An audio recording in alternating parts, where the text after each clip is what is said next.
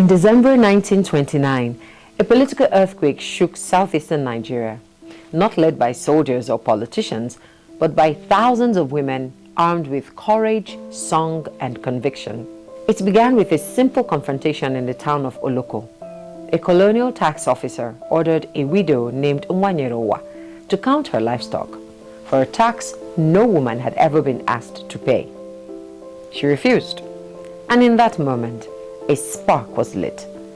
Nwanyerowa's act of defiance rippled across 6 ethnic communities. Alongside women like Ikonea, Nwugo, and Nwannedia, she mobilized thousands through market stalls, palm wine parlors, and town meetings. Networks of everyday power the colonial state had underestimated. Within days, over 10,000 women from Aba, Owerri, Umuahia, Ikotekpene, and beyond rose in unified protest against the British system of indirect rule and its corrupt warrant chiefs. They marched, they danced, they sang resistance songs and occupied colonial courts.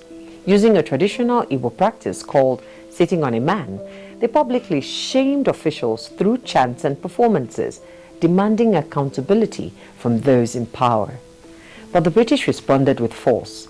Amid the chaos stood Adiaha Edem Udoma, who seized the British officer's rifle and in a moment etched into legend, broke it across her knee.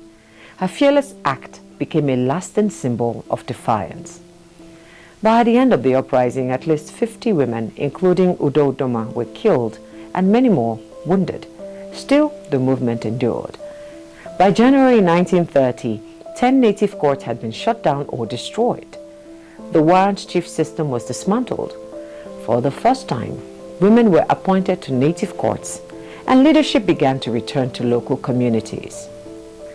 From this movement emerged new leaders like Madam Mary Okezie, who submitted the only women's memo to the Aba Commission, helped post-riot women's groups, and championed political inclusion, economic reform, and education, long after the headlines faded.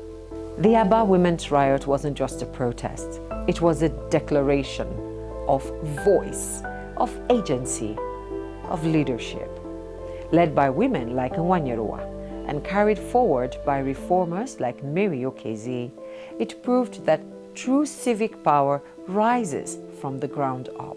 And in a world where injustice still echoes, their story reminds us, when injustice is loud, resistance must be louder.